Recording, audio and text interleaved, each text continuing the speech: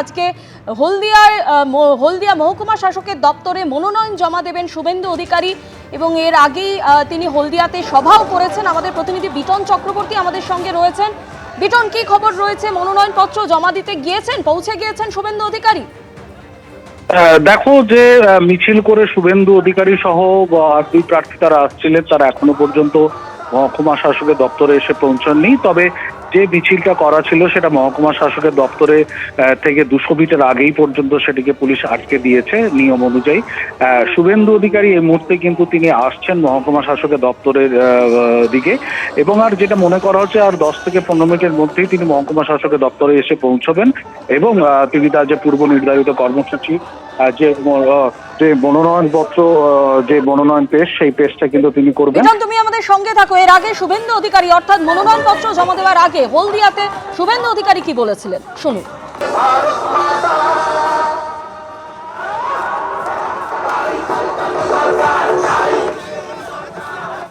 হিন্দু বিরোধী সনাতন বিরোধীদের পরাজয় হবে। যেদিন আমি কালীঘাটে পুজো দিতে যাই সেদিন মমতা ব্যানার্জি নামাজ পড়তে যায়। পশ্চিমবাংলায় হিন্দুরা জিতবে, সনাতনীরা জিতবে, আমরা সকলের কাজ করি। সনাতন ধর্মকে যারা গন্ধা ধর্ম বলে, যারা মহাকুম্ভকে মৃত্যুকুম্ভ বলে, যারা রাম মন্দিরের বিরোধিতা করে মিছিল করে, তারা সনাতনের ভূমি থেকে জিততে পারে না। শ্রী চৈতন্য দেবের ভূমি, ঠাকুর রামকৃষ্ণ দেবের ভূমি। সনাতনকে অপমান করে কেউ জিততে পারবে না। আমি যদি সনাতনের রাষ্ট্রের পক্ষে কাজ করি, নিশ্চয়ই 2021-এর মতো মানুষ এবারেও আমাকে আশীর্বাদ করবে। আবার আমরা কথা বলবো আমাদের প্রতিনিধি বিটন চক্রবর্তীর সঙ্গে। বিটন, মনোনয়ন জমা দেওয়ার আগে শুভেন্দু অধিকারীর বক্তব্য আমরা শুনলাম, কিন্তু তুমি যে কথা বলছিলে যে আর কিছুক্ষণের মধ্যেই তিনি হলদিয়া মহকুমা শাসকের দপ্তরে পৌঁছে যাবেন মনোনয়ন জমা দিতে। তুমি দেখতেই পাচ্ছ এই মুহূর্তে শুভেন্দু অধিকারী তিনি কিন্তু মনোনয়নপত্র জমা দেওয়ার জন্য এই মহকুমা শাসকের দপ্তরে প্রায় একেবারেই কাছে এসে পৌঁছেছেন এবং শুভেন্দুবাবুর সঙ্গে রয়েছে একটি ফাইল। তুমি দেখতেই পাচ্ছ সেখানে যে প্রয়োজনীয় কাগজপত্র সেগুলো কিন্তু তিনি নিয়েই আসছেন এবং এই মুহূর্তে আমরা দেখতেই পাচ্ছি যে শুভেন্দু অধিকারী তিনি মহকুমা শাসকের দপ্তরের মধ্যে তিনি ঢুকছেন এবং তার যারা প্রস্তাবক রয়েছেন তারা ইতিমধ্যেই মহকুমা শাসকের দপ্তরে তারা চলে এসেছেন এবং যেহেতু নিরাপত্তার স্বার্থে মহকুমা শাসকের দপ্তরের বাইরেই কিন্তু সাংবাদিকদেরকে সেখানে আটকে দেওয়া হয়েছিল। এই মুহূর্তে কিন্তু শুভেন্দু অধিকারী তিনি মহকুমা শাসকের দপ্তরের মধ্যে যাচ্ছেন এবং যে প্রথম তল রয়েছে মহকুমা শাসকের দপ্তরের, সেখানে গিয়েই কিন্তু তার নমিনেশন পর্ব সারবেন। শুভেন্দু অধিকারী সহ আরও দুই প্রার্থী তারা কিন্তু রয়েছেন মহিষাদল এবং হলদিয়ার। এই মুহূর্তে আমরা দেখতে পাচ্ছি শুভেন্দু অধিকারী তিনি কিন্তু মহকুমা শাসকের দপ্তরের মধ্যেই তিনি ঢুকে গেছেন এবং সেখানে তিনি মনোনয়নপত্র জমা দেবেন। এই মনোনয়নপত্র জমা দেওয়ার পর শুভেন্দু অধিকারী কি বলেন সেদিকেই কিন্তু আমাদের প্রত্যেকেরই নজর থাকবে। দপ্তরের মধ্যে পৌঁছে গিয়েছেন শুভেন্দু অধিকারী এবং তার যারা প্রস্তাবক এবং তার যারা সমর্থনকারী। যান্ত্রিক কারণে আমাদের প্রতিনিধির সঙ্গে যোগাযোগ বিচ্ছিন্ন হয়ে গেছে। ইতিমধ্যেই হলদিয়ার মহকুমা শাসকের দপ্তরে মনোনয়ন জমা দিতে পৌঁছে গিয়েছেন শুভেন্দু অধিকারী।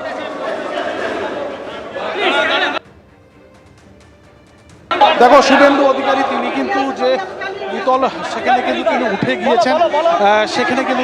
গিয়েছেন আর কিছু সময়ের মধ্যেই কিন্তু সেখানে তিনি মনোনয়নপত্র জমা দেবেন। সাংবাদিক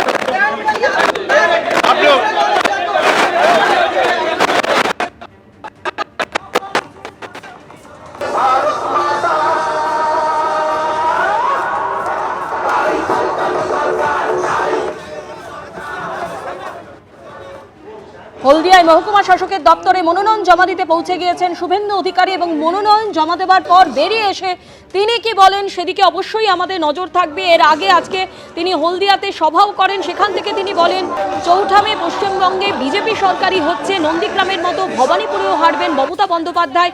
ইতিমধ্যেই হলদিয়ায় মহকুমা শাসকের দপ্তরে পৌঁছে গিয়েছেন মনোনয়ন জমা দেওয়ার জন্য শুভেন্দু অধিকারী। সঙ্গে রয়েছেন হলদিয়া এবং মহিষাদলের বিজেপি প্রার্থীরাও। এর আগে আমরা সকালেই দেখেছি নন্দীগ্রামের রেয়াপাড়াতে পুজো দেন নন্দীগ্রামের বিজেপি প্রার্থী এবং তারপরে হলদিয়ার কদমতলায় বিজয় সংকল্প সভায় তিনি অংশগ্রহণও করেন এবং সেখান থেকে বেরিয়েই ইতিমধ্যেই তিনি হলদিয়া মহকুমা শাসকের দপ্তরে মনোনয়ন জমা দিতে পৌঁছে গিয়েছেন।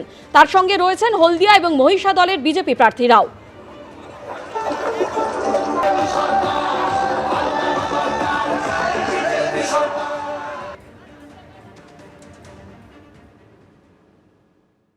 হাতে সময় কম, জমে উঠেছে ভোটের প্রচার, চরমে উঠছে স্লোগান যুদ্ধ।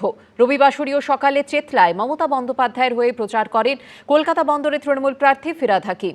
শুভেন্দু অধিকারীর প্রচার ঘিরে সন্ধে সেখানেই চড়ল উত্তেজনার পারদ, তুঙ্গে বাকযুদ্ধ।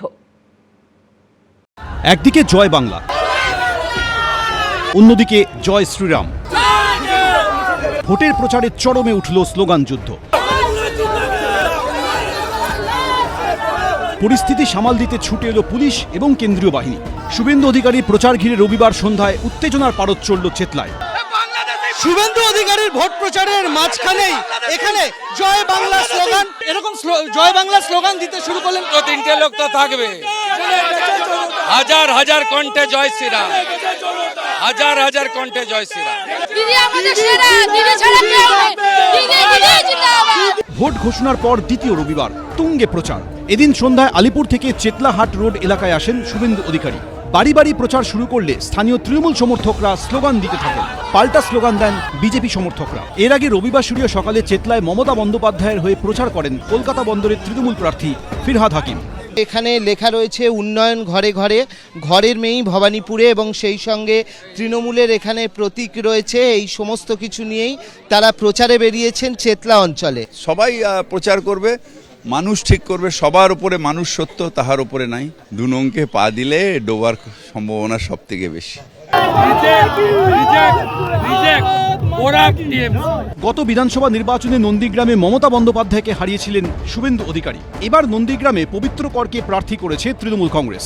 ভবানীপুর থেকে লড়াই করছেন মমতা বন্দ্যোপাধ্যায়। নন্দীগ্রাম এবং ভবানীপুর দুই আসনেই প্রতিদ্বন্দ্বিতা করছেন শুভেন্দু অধিকারী। দুই বিধানসভা আসনেই জয়ের ব্যাপারে আশাবাদী তৃণমূল কংগ্রেস। দু নৌকে পা দিলে ডোবার সম্ভাবনা সব থেকে বেশি। ভালো ভালো দিবার স্বপ্ন দেখা ভালো।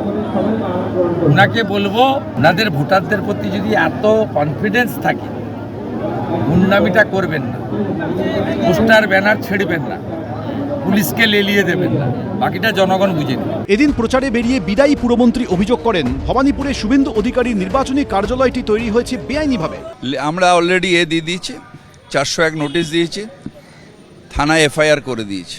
ওটা ইলিগাল কনস্ট্রাকশন, জায়গাটাই ডিসপিউটেড, জায়গাটা গভর্নমেন্টের জায়গা। সেই জায়গায় আগে দখল করেছিল একটা গুন্ডা ছিল, কি নাম, বেশ জেলে আছে, হ্যাঁ হ্যাঁ হ্যাঁ ওই। তারপর ওই জায়গাটা এখন আবার বিজেপি মাছ টাছ দিয়ে দখল করার চেষ্টা করছে। ওটা গভর্নমেন্ট ল্যান্ড, ওটা ইরিগেশনের জায়গা। মমতা ব্যানার্জির বাড়িটাই বেআইনি, কলকাতা পোর্টের জায়গা। ওকে আগে বলবেন ওর বাড়ির দলিলটা দেখাতে, তারপরে আমি কাগজ দেখাবো। ও তো নিজেই জবরদস্তি। আগামী 29শে এপ্রিল দ্বিতীয় দফায় ভোট হবে কলকাতায়। ফল ঘোষণা 4 মে। কে কোথায় শেষ হাসি হাসবেন, উত্তর মিলবে ওই দিন। অর্ণব মুখোপাধ্যায়, ঋত্বিক প্রধান, সন্দীপ সরকার, এবিপি আনন্দ।